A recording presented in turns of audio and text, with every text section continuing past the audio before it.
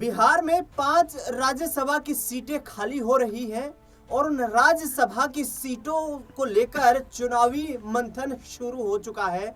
यहां तक कि बैठकों का दौर लगातार जारी है और राजनीतिक दल इस जोड़गांठ में जुटे हुए हैं कि आखिरकार राज्यसभा में अपना दबदबा कैसे मजबूत किया जाए।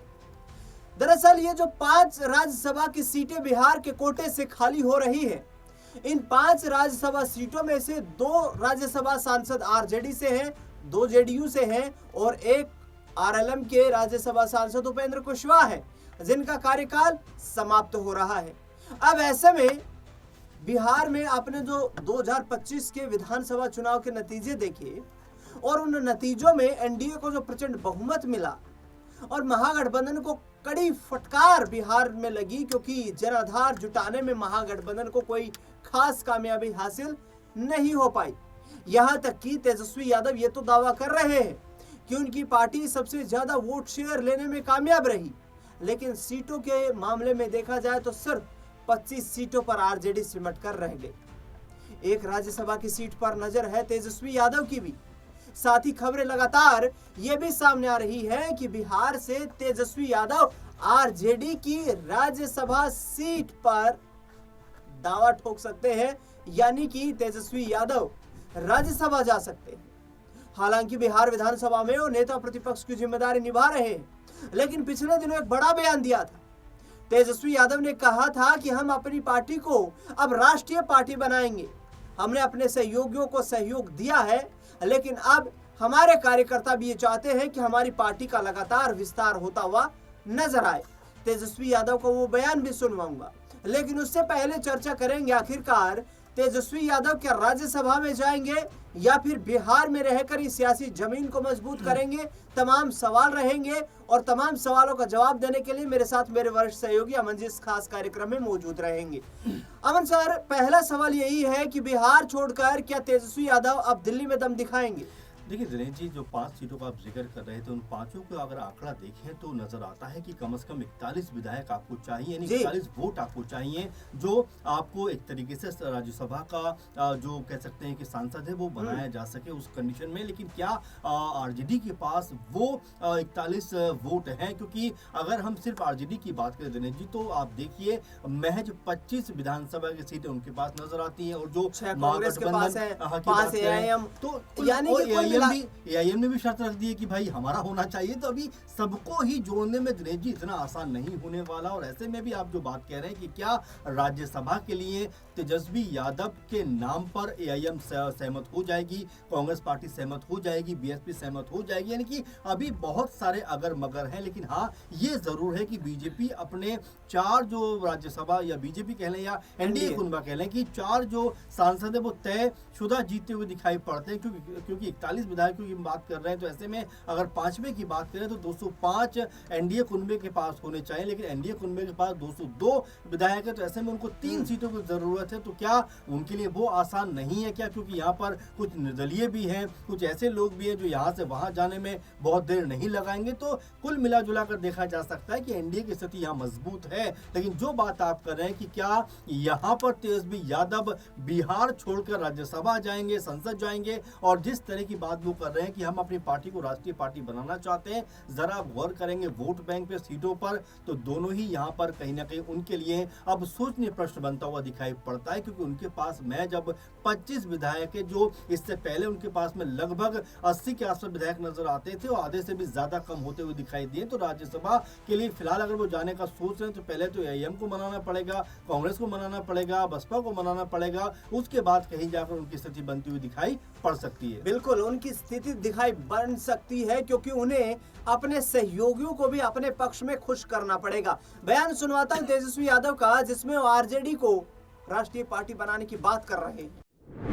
हम आप सब लोगों से बस इतना ही कहेंगे, हम लोग तो निकलेंगे होली के बाद कार्यक्रम में। संगठन को मजबूत करना है, जिले में घूम घूम करके हर पक्ष के लोगों से बात करके हम लोग एक मजबूत धारदार संगठन हम लोग बनाने का काम करेंगे। केवल बिहार में नहीं बल्कि देश में बनाने का काम करेंगे।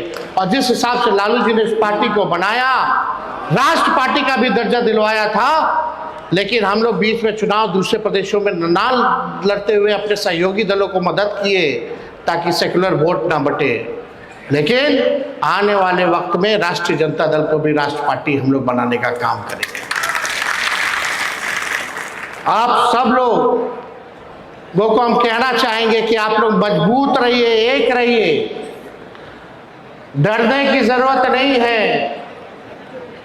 आज भी लालू जी को कोर्ट कचहरी दिल्ली बुला रहा है, लोग जा रहे हैं इस बीमार अवस्था में भी।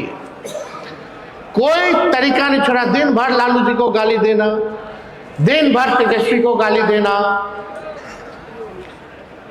यही काम में लोग लगा हुआ है। लेकिन गाली देने से कोई फर्क पड़ेगा? कोई फर्क हम लोगों को पड़ने वाला नहीं है। ना लालू जी डरे, ना झुके, ना तेजस्वी डरेगा, ना झुकेगा इन लोगों के सामने। अब इनके ईंट का जवाब पत्थर से ही देना होगा, चुप बैठना नहीं है, संघर्ष करना होगा हम लोगों को। इसलिए आप सब लोग जो है यहाँ बड़े तादाद में बापू सभागार पटना आए, और जितने भी हमारे पार्टी के नेता हैं, कार्यकर्ता हैं, सब लोगों ने बड़े बड़े उत्साह के साथ इस कार्यक्रम को सफल बनाने में अपना सहयोग दिया। उन सभी लोगों को जो है हम हाथ जोड़ करके धन्यवाद देना चाहते हैं।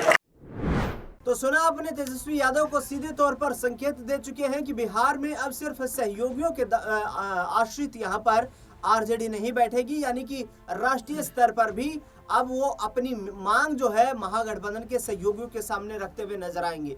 अमन जी, मेरा सवाल ये रहेगा कि पिछले दिनों जिस तरीके से लालू परिवार में जो पारिवारिक कलह देखने को मिला, रोहिणी आचार्य अलग हो गई परिवार से, ये कहते हुए कि परिवार में कुछ ऐसे लोग शामिल हो गए हैं जो हमारी तवज्जो को ही नहीं समझते हैं। इसके साथ साथ तेज प्रताप यादव भी अलग नजर आ रहे हैं। तेजस्वी यादव क्या इस फैमिली डैमेज कंट्रोल को नहीं रोक सकते, रोहिणी आचार्य को वापस ला करके राज्यसभा भेजकर, क्योंकि उन्हें बिहार में लोकसभा चुनाव में करारी शिकस्त मिल चुकी है। तो ऐसे में सारण लोकसभा सीट तो वो हार चुकी है, लेकिन राज्यसभा भेजकर क्या अपने परिवार और पार्टी को अधिक मजबूत तेजस्वी यादव नहीं कर सकते हैं? क्या सोचना है? देखिए, बिल्कुल दिनेश जी, इसमें कोई दोराय की बात नहीं, क्योंकि यहाँ पर अगर तेजस्वी यादव परिवार को एक बार फिर इकट्ठा करते हैं तो शायद ताकतवर ज्यादा होते हुए दिखाई पड़ेंगे। आप देखेंगे जिस तरह से उनके बड़े भाई तेज प्रताप यादव ने अपनी अलग राह अपना ली, रोहिणी का कह सकते हैं कि तमाम तरह का जो बयान है वो निकलकर सामने आया, तो ये जरूरी हो जाता है कि पहले अपने परिवार को समेटने की जरूरत है कि अगर परिवार एकजुट और एक साथ दिखाई पड़ा तो वो एक बार फिर ताकतवर दिखाई पड़ेंगे। क्योंकि अगर राज्यसभा वो जाना चाहते हैं तो विधायक तो ऑलरेडी हैं, और अगर विधानसभा की लड़ाई वो लड़ेंगे तो शायद ज्यादा कह सकते हैं बिहार के अंदर चर्चित चेहरा बनकर रहेंगे। लेकिन राज्यसभा चले जाएंगे तो वो जो एक कह सकते हैं कि कनेक्टिविटी बनी रहती है वो टूटने का भी कहीं ना कहीं खतरा उत्पन्न हो सकता है। तो इसीलिए तेजस्वी यादव को बेहतर ये होगा कि जो राज्य स्तर की राजनीति वो करना चाहिए। अगर उनकी एक सीट पर संभावना बनती भी है तो जाहिर बात है, रोहिणी का आपने जिक्र किया या कोई और भी नाम इसमें हो सकता है, उनको राज्यसभा भेजा जा सकता है ताकि यहाँ पर जो स्थिति है उसको मजबूत किया जा सके। लेकिन तेजस्वी यादव कई मोर्चों पर ऐसा लगता है कि फेल होते हुए दिखाई पड़ते हैं। जो रणनीति बनाई जानी चाहिए थी वो रणनीति दिखाई नहीं पड़ती, और जो बनाई गई उसका कोई बहुत असर इम्पैक्ट दिखाई नहीं पड़ा। तो ऐसे में अब तेजस्वी यादव को भी ये समझने और सोचने की जरूरत है कि बिहार की राजनीति में ही अगर खुद को मजबूत करना है तो एक बार फिर संगठन को मजबूत करना पड़ेगा। राष्ट्रीय स्तर की बात तो बाद में आती है, क्योंकि सबसे बड़ा अगर बेस अगर कहीं आरजेडी का नजर आता है तो बिहार में दिखाई पड़ता है। बिहार में जब जनाधार खो रहा है, सीटें कम हो रही, तो पहले बिहार में खुद को मजबूत करने की जरूरत है, उसके बाद राष्ट्रीय स्तर की सोच वो रख सकते हैं। लेकिन फिलहाल जिस तरह का बयान वो दे रहे हैं उससे ऐसा लगता है कहीं कंफ्यूज तो वो होते हुए नहीं दिखाई पड़ रहे हैं। उनकी पार्टी के तमाम नेताओं का भी ये कहना है कि तेजस्वी यादव को बिहार में सियासी जमीन को मजबूत करना चाहिए। राजनीति के जानकार भी ये मानते हैं कि तेजस्वी यादव के लिए यदि कहीं बड़ा अवसर बन सकता है तो राजनीतिक तौर पर बिहार में बन सकता है। ऐसे में देखना दिलचस्प होगा कि तेजस्वी यादव राज्यसभा की एक सीट को लेकर जो दावेदारी पेश कर रहे हैं, जिनका कहना है कि हमारे पास पर्याप्त संख्या में संख्या बल मौजूद है, ऐसे में जोड़ घटा करने की आवश्यकता नहीं पड़ेगी। क्या खुद राज्यसभा जाएंगे या फिर किसी और के चेहरे पर मोहर लगती हुई नजर आएगी? इस खास रिपोर्ट में फिलहाल के लिए इतना है।